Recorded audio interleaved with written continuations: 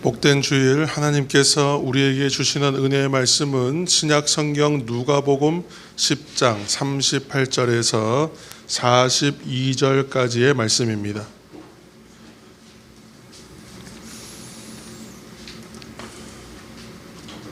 신약 성경 누가복음 10장 38절에서 42절까지의 말씀, 신약 성경 110면 전후에 걸쳐서 있습니다.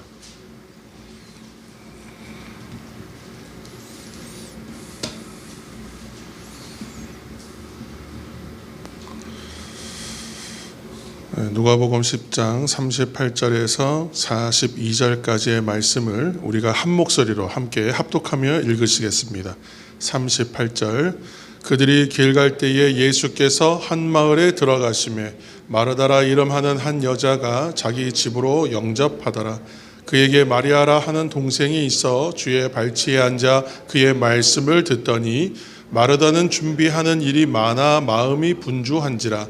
예수께 나아가 이르되 주여 내 동생이 나 혼자 일하게 두는 것을 생각하지 아니하시나이까. 그를 명하사 나를 도와주라 하소서.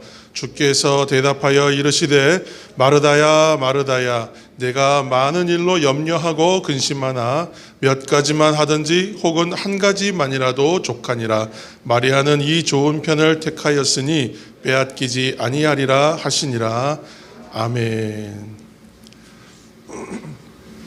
오늘 말씀 제목을 좋은 것을 선택하는 삶, 좋은 것을 택하는 삶 이렇게 제목하였습니다. 우리가 예수님을 구주로 영접하고 고백하는 사람들을 가리켜서 이제 신앙인, 신앙생활하기 때문에 신앙인이라고 말합니다. 그래서 이 신앙은 우리 거듭하게 얘기 드리지만 믿음, 매일매일의 믿음의 순간들이 쌓여서 살아낸 삶 전체를 가리켜서 신앙이라고 얘기하죠. 이 신앙의 삶이라는 것이 때로는 넘어지기도 하고 또 주님을 의지해서 일어나기도 하고 그렇게 살아낸 하루하루가 쌓여있는 총합입니다. 그러니까 순간순간마다의 작은 믿음의 체험들이 모여서 이루어진 전체를 신앙이라고 하는 것이죠. 이렇게 믿음의 생활이 쌓이는 신앙의 삶을 살아가는 우리들은 분명히 구원받은 하나님의 백성임을 여러분 기억하시기 바랍니다. 그리고 의롭다 하심을 얻은 하나님의 사람들이라는 것을 믿으시기를 예수님의 이름으로 축원합니다. 어느 청춘 남녀가 만나서 잘 교제하다가 이제 축복 가운데 이제 결혼을 하게 됩니다. 그리고 한 가정을 이루게 돼요. 이제 함께 할 인생의 계획들을 이제 두 사람이 세울 텐데 대부분 이 인생 계획을 세울 때 가장 이제 중요하게 생각하는 요소가 뭐냐? 이것 때문에 다툼도 많이 일어난다고 하는데 그것이 아마도 가족 계획일 겁니다. 그래서 자녀를 낳을 것이냐 말 것이냐. 옛날에는 자녀를 몇 명 낳을 것이냐가 이제 주된 관심사였다면 지금은 낳을 것이냐 말 것이냐. 낳으면 누가 기를 것이냐. 이렇게 이제 하는 것들이 주로 이야기의 포인트가 된다고 합니다. 이렇게 결혼하고 이제 아이를 이제 가지게 되고 출산하는 문제는 생명을 잉태하고 또 그 잉태하여 자녀를 얻는 일이기 때문에 참 중요한 일입니다. 그런데 사실 예전부터 그랬죠. 결혼만 하면 아이는 자연스럽게 그냥 자동으로 생기는 줄 알았단 말이에요.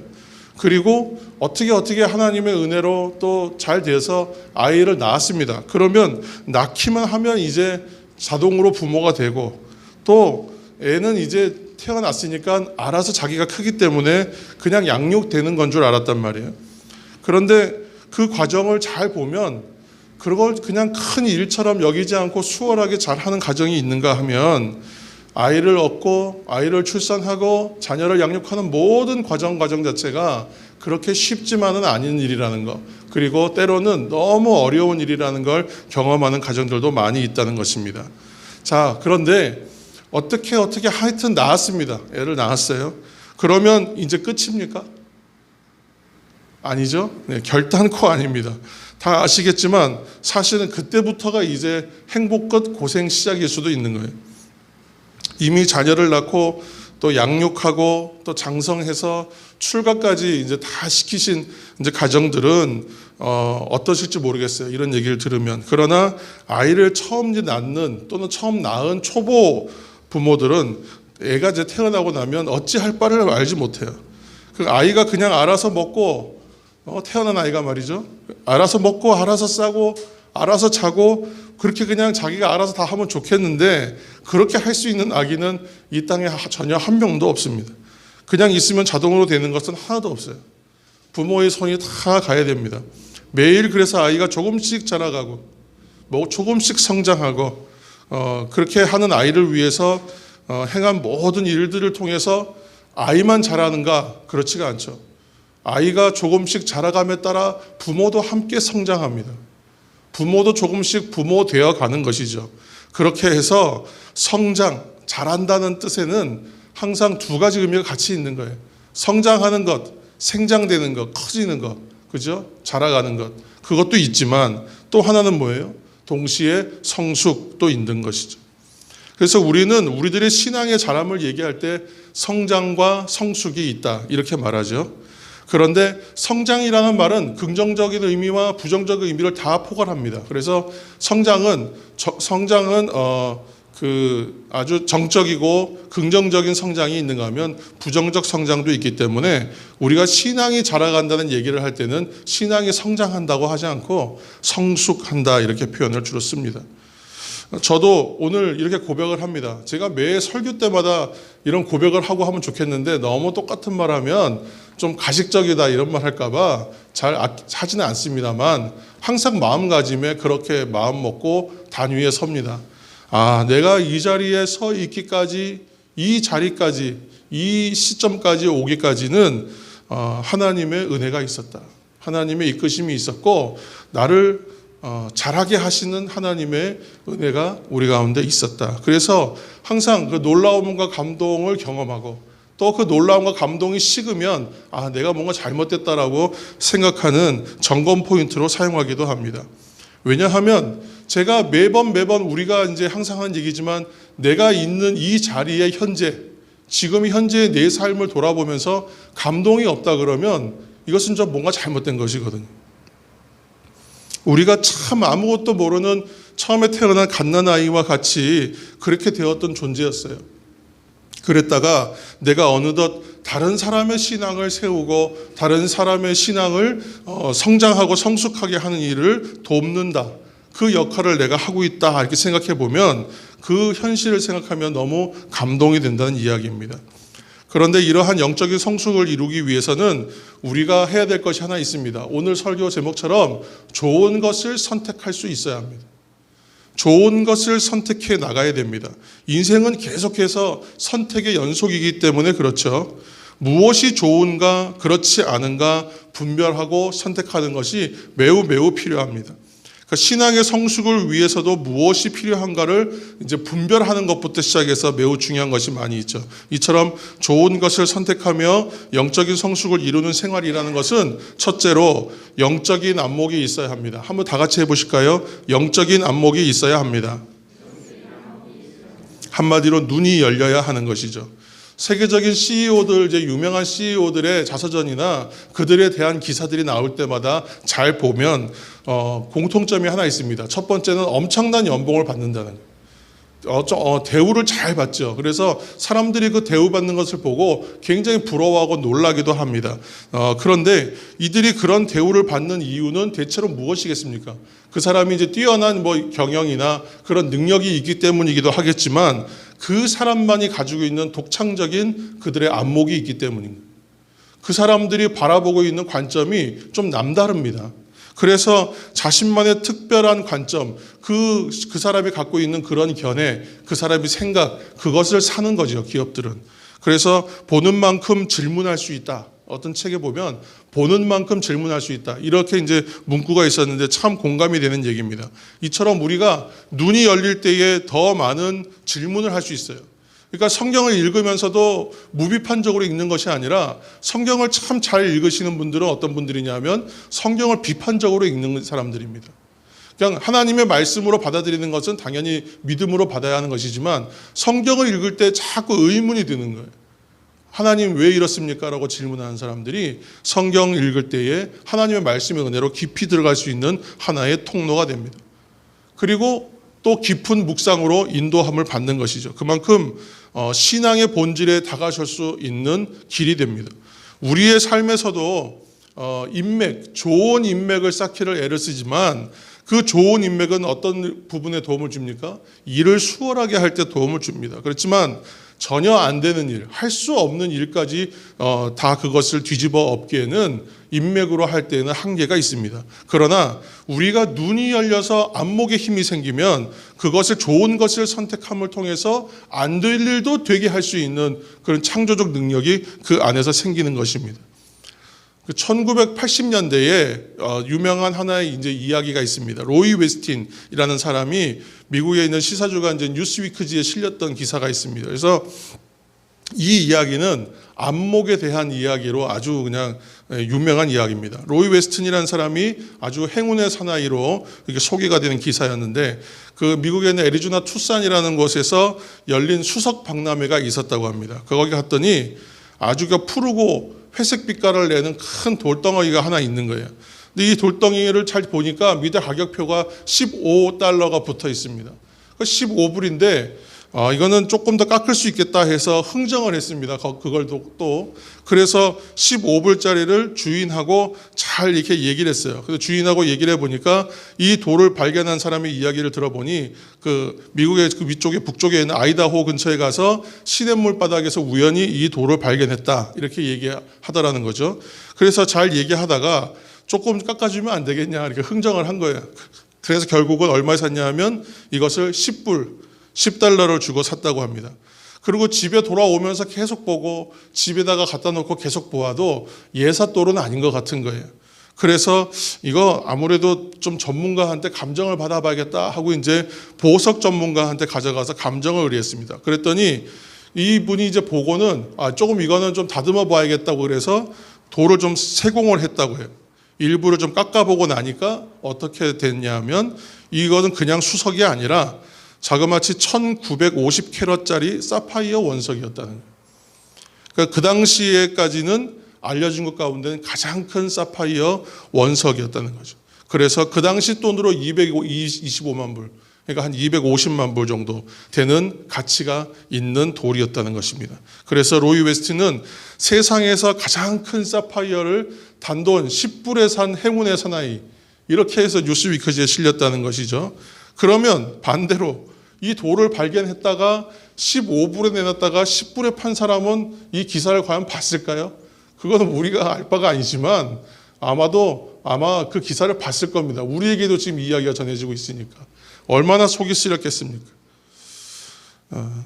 그 돌이 값진 보석이다, 보물이다, 이것을 알아보지 못했기 때문입니다.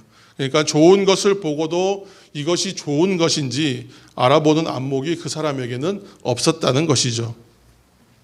우리가 일반적으로 문제를 해결하는 능력은 지식이 아니라 경험이다 이런 말들을 많이 듣습니다. 오늘날 세상에서도 경험의 폭을 넓히는 데 있어서는 돈을 아끼지 말라 이런 조언들을 많이 합니다. 왜냐하면 많이 사서 써보고 많이 먹어보고 많이 경험해본 사람들이 그 일들에 대하여 그 물건에 대하여 그 특징들에 대하여 잘 알게 되고 또 그것을 통해서 좋은 물건을 또는 좋은 방법을 개발하거나 발견할 수 있는 가능성들이 열린다는 것이죠. 마찬가지로 우리가 매주 반복하고 매 시간마다 반복하고 있는 말씀과 기도와 또 예배로 대표되는 이 경건 생활도 왜 이렇게 반복해야 되는가? 반복하면 할수록 그 은혜의 경험들을 계속함을 통해서 신앙의 이해를 더해가기 때문에 그런 것이죠. 그리고 신앙의 깊이가 거기서부터 나오는 겁니다. 사파이어 원석 이야기가 과연 먼 나라, 이웃 나라, 딴 나라, 다른 사람의 이야기인가 우리는 좀 생각해 봐야 합니다. 왜냐하면 우리 하나님의 사람들에게도 세상이 알아보지 못하는 보물이 매번 주어지고 있거든요. 그것이 바로 뭐냐면 하나님의 말씀인 것입니다. 하나님의 말씀 한번 따라해 보실까요? 하나님의 말씀. 기록된 하나님의 말씀을 가리켜서 성경이라고 얘기하고 선포된 하나님의 말씀을 통해 이것을 보통 설교들을 그렇게 얘기합니다. 그리고 또 우리에게 우리가 감동으로 새롭게 좀 재조명되는 은혜의 말씀, 그것을 이제 레마 이렇게 표현하죠. 근데 이 말씀은 우리 무엇과도 바꿀 수 없는 보물과 같은 것입니다. 왜 그러냐 하면 말씀은 세상의 가치로 매길 수 없는 그 가치가 그 안에 있기 때문입니다. 바로 그것이 무엇인가 하면 생명인 것이죠. 말씀에는 생명이 있어요. 그래서 말씀은 우리를 생명으로 인도하는 힘이 있어요. 오늘 말씀 가운데에도 그런 생명이 있습니다. 이러한 생명의 풍성함을 누리시기를 다시 한번 축원합니다. 다시 오늘 본문을 보시면 주님은 오늘 본문에 등장하는 인물들을 통해서 우리가 어떻게 좋은 것을 선택하며 그것이 성숙한 삶이며 또 그것을 통해서 이 땅 가운데 살 수 있는가를 그런 질문에 대하여 우리에게 중요한 사실을 알려주고 계십니다. 오늘 이야기의 등장인물은 세 사람, 곧 예수님과 마르다와 마리아이죠. 예수님이 이제 그들의 집을 방문하십니다. 마르다와 마리아 두 자매의 모습을 대비합니다. 우리는 이 이야기들을 너무 많이 들으셨을 겁니다. 근데 오늘 설교를 시작하면서 좋은 것을 선택하는 신앙의 삶이 뭐냐? 우리가 지금 우리가 사랑담은 교회에서의 나름대로 우리 비전을 세웠는데 그 비전 가운데 있는 이야기가 그런 것입니다. 생명을 얻는다. 그리고 성장과 성숙을 추구하는 인생을 살아간다는 이것을 정의해서 여러 번 말씀드리고 있는 것입니다. 이처럼 좋은 것을 선택하고 성숙한 신앙의 삶을 살기 위해서는 우리가 둘째로는 하나님의 관계가 먼저 회복되고 세워져야 합니다. 이 관계성의 회복의 통로가 바로 기도 시간이거든요. 기도는 하나님과 나 사이의 관계를 세우고 깊이를 더해가는 방법입니다. 그래서 우리의 기도는 날마다 성숙해져야 돼요. 날마다 자라가야 합니다. 기도의 시간은 주님과의 깊은 영적인 교제의 시간이잖아요. 두 사람의 이성에 대한 얘기를 또 해야 되겠는데 두 사람의 이성이 만나 서로 교제한다고 여러분 한번 생각해 보십시오. 근데 이 두 사람이 만나갖고 서로 이야기하고 서로에 대한 이제 알아감의 시간들을 통해서 관계가 깊어지는 것이죠. 근데 서로 알아가는 시간이 많지 않고 반복되지 않는다면 그 관계의 깊이는 더해갈 수가 없는 거예요. 근데 그 관계가 더 이상 깊어지지 않는다면 그 만남도 지속될 수가 없는 것이에요. 이처럼 기도도 점점 그 높은 기도의 수준을 요구하고 그 깊은 기도의 수준으로 나아가게 됩니다. 이 시간 다시 한번 축복하겠습니다. 기도가 자라가시기를 축복합니다. 좌우의 분들 보시면서 한번 인사하시죠. 기도가 자라가시기를 축복합니다. 아멘. 기도는 나의 이 요구사항을 주님께 일방적으로 이야기하는 시간이 아닙니다. 우리 마르다와 마리아 이야기하기 전에 왜 이렇게 서론이 긴가 한번 다 들어보시기 바랍니다. 기도는 나의 일방적인 요구를 하나님께 전달하고 이야기하는 시간이 아닙니다. 기도의 시간을 통해서 하나님의 뜻이 내 삶 가운데 이루어지기를 위하여 기도하는 시간인 거예요. 그것을 깨닫는 시간이죠. 그것을 내 말로 정확하게 옮기면 더 훌륭한 기도입니다. 그러나 무슨 뜻인지 마음에 받기만 해도 충분히 좋은 기도입니다. 이처럼 기도의 수준이 점점점 성숙해져야 하는 거예요. 그래야 신앙의 성숙도 일어나게 되는 거예요. 기도의 양과 기도의 성숙의 양만큼 신앙의 수준이 좌우되는 것입니다. 그래서 기도는 일단은 하는 것이 중요해요. 그리고 기도 시간에 하나님이 주시는 하나님의 뜻을 발견하는 은혜가 있어야 하는 거예요. 그러면 나의 기도 생활이 지금 잘 이루어지고 있는 겁니다. 오늘 이야기에 나오는 마르다는 어땠어요? 주님이 오시니까 굉장히 분주합니다. 주님이 오시니까 매우 분주했다. 이렇게 지금 성경 증언하고 있거든요. 근데 마르다의 행동하는 모습을 잘 보시면 그냥 한눈에 알겠어요. 이 사람이 어떤 사람인지. 마르다는 아주 직접적이고 직선적인 사람이에요. 그래서 적극적이고 활동적인 성격을 가진 그런 사람입니다. 그래서 주님을 직접 자기 집으로 초청하는 거예요. 그리고 이제 자기 집으로 오시니까 자기가 직접 준비하고 예수님을 맞이하고 영접하려고 합니다. 40절 말씀을 한번 보시면 그를 명하사 나를 도와주라 하소서 이렇게 얘기해요. 그죠? 자신의 의사를 주님 앞에서 매우 당당하게 얘기하는 여인입니다.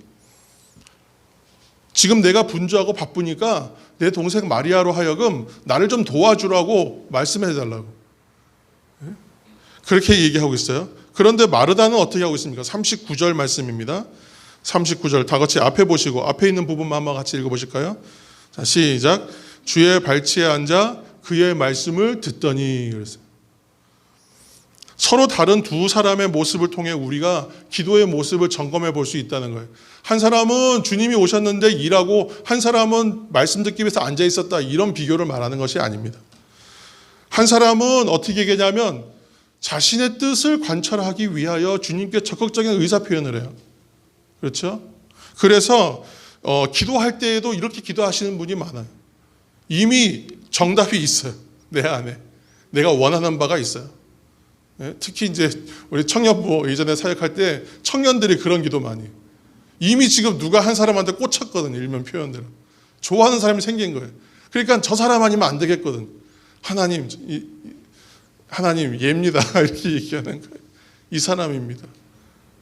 그러니까 지금 누군가 만나서 아름다운 관계가 되게 하여 주옵소서 기도하는 것이 아니라 얘랑 잘 되게 해달라고 기도한다. 이미 결론이 있어요. 근데 그 사람 마음이니까 그럴 수밖에 없지만 지금 마르다가 그렇죠. 자신의 뜻과 의사를 관철하기 위해서 주님께 요구하고 요청하는 모습이에요. 근데 한 사람은 어떻게 하냐면 주님의 뜻이 무엇인가 기다리고 있어요. 의사를 얘기하기 전에. 그러니까 마르다는 예수님께 말로 요청해서 자신의 뜻에 대하여 대답하시도록 요구합니다. 이거는 자신의 의지대로 하는 기도와 같은 거예요. 그리고 이미 원하는 답이 있어요. 그리고 원하는 답을 얻기 위해서 지금 그렇게 요청을 해요. 근데 이와 비교하면 마리아는 어떻습니까? 예수님께서 말씀하시고 싶어하는 것에 대하여 귀를 기울이는 거예요. 기다리는 것입니다. 참아 기다린다는 표현이 있잖아요. 참아 기다리며 주님의 말씀을 듣고 있습니다. 기도가 자라갈수록 지금 이 상황과 똑같은 상황이 벌어집니다. 기도가 자라갈수록 우리의 삶의 분주함과 나의 생각과 그 내면의 분주함을 어떻게 해요? 다 내려놓게 돼요. 기도하는 시간은 뭐가 급한 시간이 아니에요. 기도하는 시간은 정말 우리 마음의 평안함이 깃들기 시작하고 정말 마음이 잠잠해지기 시작해요. 그래서 기도는 내 뜻을 주장하여 기도하는 것이 아니라 주님의 뜻이 이루어지기를 위하여 기도하는 시간으로 점점점 변화되어 가는 거예요. 이것이 바로 기도가 자라가는 것입니다. 점점 더 주님의 뜻에 집중하고 내 삶에 역사하시고 하나님 나를 통해 주님의 행하시는 일을 발견하게 하시고 이제 행하실 일을 믿음으로 기대하는 거예요.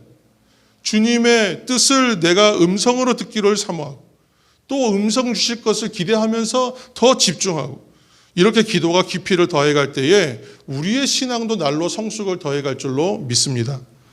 좋은 것을 선택하며 또한 성숙한 신앙의 삶을 살기 위해서 필요한 세 번째는 무엇인가 하면 무엇이 본질인가를 이해하는 것이죠. 우리가 지금 본질에 대한 얘기를 참 많이 합니다.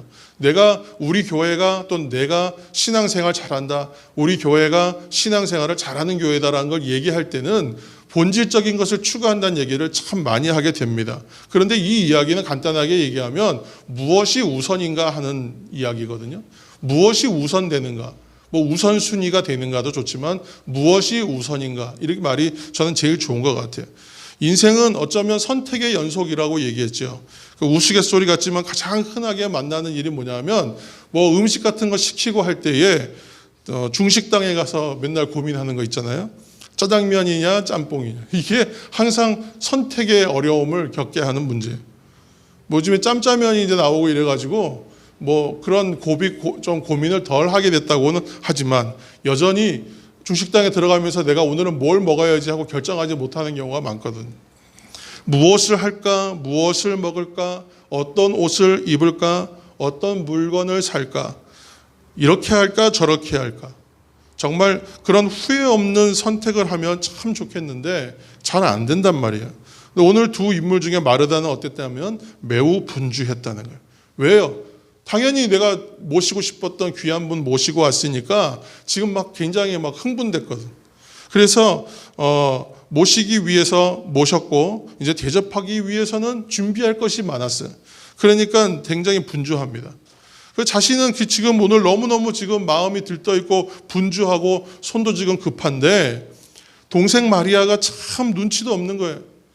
주님 앞에 바짝 앉아가지고 돕는 손길도 부족한데 눈치 없이 그러고 앉아있다. 원망하는 마음도 있었지 않겠습니까? 그러나 주님께서 지금 마리아를 향해서 너도 가서 도우라 이렇게 얘기하시지 않는단 말이죠. 그리고 오히려 이렇게 말씀하시는 거예요. 42절 말씀에 우리 앞을 보시고 한번 같이 읽겠습니다. 시작. 이 좋은 편을 택하였으니 빼앗기지 아니하리라 하시니라. 아멘. 저는 이 오늘의 대조를 통해서 무엇이 좋은 것인가, 무엇이 나쁜 것인가, 이것을 말씀드리려고 하는 것이 아닙니다. 그것을 구분하려고 하는 것이 아니죠. 이미 신자된 우리들로서는 옳고 그름을 분별하는 문제의 차원을 이야기하는 것이 아니라, 우리가 이제 하나님 나라를 산다, 하나님 나라를 이 땅 가운데 살아가는 하나님의 백성으로서 산다라고 할 때에 무엇이 더 좋은 것이냐, 다 좋은 거예요. 그런데 무엇이 더 좋은 것이냐를 선별하고 선택할 수 있어야 한다는 거예요. 우리는 인생의 순간마다 인생에 수행해야 될 과제들을 만나요. 이렇게 어렵게 말할 필요 없고 더 쉽게 말하면 그래요. 매일매일의 일들이 오지 않습니까? 해야 될 일들이 많아요. 밥도 먹어야 되고, 밥을 먹었으면 설거지도 해야 되고, 옷을 입어야 되고, 옷을 입었으면 빨래도 해야 되는 거예요. 우리의 인생 가운데 오는 것들이 다 일입니다. 매 순간 가만히 있을 수는 없어요. 뭔가 일을 하게 되잖아요. 그러니까 오늘 본문에 마르다가 손대접하기 위해서 음식을 준비하는 일처럼 우리가 이 땅 가운데 살아가면서 해야 할 일들, 당장 필요한 일들, 당연히 해야 할 일들은 늘상 있는 거예요. 그 일들을 안 할 수는 없어요. 그렇죠? 근데 오늘 마르다가 예수님을 영접하기 위해, 또한 대접하기 위해 하는 수고가 잘못된 거냐? 아니에요. 매우 중요한 거예요. 그 수고로움을 누군가는 또 감당을 해야 되는 것도 맞아요. 당연하고도 필요한 섬김입니다. 그런데 사랑하는 성도 여러분, 그러나 그럼에도 불구하고 그 섬김의 일들과 그 관심들이 앞설 수가 없어요. 뭘 앞설 수가 없어요? 하나님의 말씀을 듣고 묵상하는 일과 경쟁할 수는 없어요. 잘못됐다는 게 아니에요. 제가 사역했던 모든 교회에, 우리 교회도 아직 내가 경험해보지 못했지만 마찬가지일 거라고 생각하는데, 모든 교회의 주방과 식당이요 굉장히 훌륭합니다. 세상에 나가서 먹는 고급스러운 음식보다 저는 교회에서 주는 식사가 정말 맛있어요. 지금 코로나 때문에 못 먹잖아요. 얼마나 속상한지 몰라요. 그 교회의 특색을 보여주기도 하거든요. 그리고 다 하나 되는 시간이에요. 너무 좋아요. 그렇죠? 그러니까 그 식사를 준비하는 분들의 수고와 그 봉사가 당연히 있어야 되는 거예요. 그게 잘못됐다는 얘기가 아니에요. 그 설교하면 저 쫓겨났을 거야. 그런데 이 말씀을 드리는 이유는 하나님의 말씀을 듣는 것과 하나님의 말씀을 묵상하는 일과 그것은 경쟁할 수가 없다는 거예요. 전혀 비교할 수 없는 일입니다. 비교하면 안 되는 일이에요. 모든 신앙의 공동체가 추구하는 무엇이 본질이냐, 무엇이 우선이냐의 문제를 가지고 정말 갑론을박이 많습니다. 고민도 많이 하고 그것으로 의견이 갈리기도 합니다. 모든 신앙 공동체 안에서 많은 사역들이 이루어져요. 정말 교회 안에 사역을 많이 하는 교회들은 정말 많아요, 사역이. 그런데 그 사역을 평행으로 늘어놓고 무엇이 우선이냐고 말하면 정답을 내릴 수 있는 사람이 아무도 없어요. 그런데 오늘 말씀을 보니까 뭐라고 얘기해요? 좋은 것을, 좋은 편을 택하였다, 이렇게 말하고 있다, 주님께서. 이미 정답을 말씀하고 계시는 거예요. 모든 신앙 공동체 안에서 이루어지는 어떤 사역도 예배를 앞설 수는 없다라고 말하는 거예요. 어떠한 세상에서의 가치가 있는 것이라고 하더라도 하나님 임재 앞으로 나아가는 예배를 앞설 수가 없다. 내가 어떻게 생명을 얻었는가, 내가 어떻게 은혜로 여기까지 왔는가, 이 자리까지 어떻게 왔는가를 생각해 보면 내가 교회 봉사 열심히 하고 잘해서 여기까지 온 게 아니에요. 그렇죠? 제가 저 앞에서 안내를 잘하고, 제가 저 앞에서 찬양을 잘하고, 저기 앞에서 뭘 잘했기 때문에 여기까지, 이 신앙의 자리까지 온 것이 아니에요. 그것도 물론 도움이 됐죠. 그러나 내가 은혜를 받고 내가 변화되고 내가 지금까지 성장해서 내가 누군가를 다시 한번 세우는 자리, 누가 세워지는 자리에 돕는 자라로 성장하고 자라기까지는 하나님의 말씀 사역이에요. 하나님의 말씀이 나를 그렇게 키우셨다는 거죠. 나를 그렇게 변화시켜 주셨다는 거죠. 그 예배를 통해서 만나주신 하나님이 나를 그렇게 하셨잖아요. 그렇죠? 그러니까 우리가 어떠한 일들을 결정할 때 무엇이 우선인가를 얘기할 때 이것이 과연 생명을 살리는 일인가? 이것이 과연 사람을 자라게 하는 일인가? 그거를 고민하면 이것이 우선인가 아닌가를 분별할 수 있다는 것입니다. 우리가 어떻게 이 자리까지 오게 됐나 생각해 보면 다른 걸 선택할 수가 없어요. 내가 신앙에서 그동안 했던 여러 사역들을 놓고 어떤 사역 하나를 결정하라면 결정할 수가 없어요. 그게 아니라 하나 선택하라면 하나님이 나에게 주신 말씀의 은혜, 하나님이 주신 나에게 주신 예배의 은혜, 그 만나주신 은혜, 그 은혜 하나 붙잡으면 되는 것입니다. 다른 것에 관심할 수도 없고 다른 것을 앞장 세울 수도 없습니다. 그래서 여호수아가 이렇게 얘기합니다. 여호수아 24장 15절 말씀에 오직 나와 내 집은 여호와를 섬기겠노라. 아주 기가 막힌 대답이에요. 여호수아다워요. 이 사람이 이제 110세에 이제 죽지 않습니까? 근데 110세 수명이 다하기 전에 마지막에 유언처럼 남기는 한마디가 이 말씀이에요. 백성들 앞에서 이야기하는 거예요. 오직 나와 네 집은 여호와를 섬기겠다. 그냥 한마디로 축약해버렸어요. 오직 나와 네 집은 하나님을 선택하고 오직 나와 네 집은 예수님만 따르겠다. 이렇게 작정했다는 것이죠. 이 결단과 고백은 믿음의 경험으로 쌓여진 신앙의 삶을 생각하면 너무나 당연한 말입니다. 다시 오늘 이야기로 돌아가서 예수님이 마르다와 마리아 가정을 방문하시는 장면의 서두에다가 이 말을 한번 넣어보는 거예요. 무엇이냐면 하나님께서 오늘 이 집에 임재하셨습니다. 문장의 서두에다가요. 하나님께서 오늘 이 집에 임재하셨습니다. 이렇게 문장 하나 써놓고 시작하는 거예요. 그리고 나서 다음의 일들을 논해 보는 것입니다. 그러면 아주 쉬워져요. 성경 읽기가. 오늘 하나님께서 이곳에 임재하셨습니다. 과연 그 앞에서 난 분주해야 하는가? 아니면 듣기를 생각하며 잠잠히 기다려야 하는 것인가? 어렵지가 않잖아요. 다 좋은 것입니다만 분명히 더 좋은 것이 있다는 것입니다. 그것을 선택하여 붙잡으시는 저와 여러분 되시길 예수님의 이름으로 축원합니다.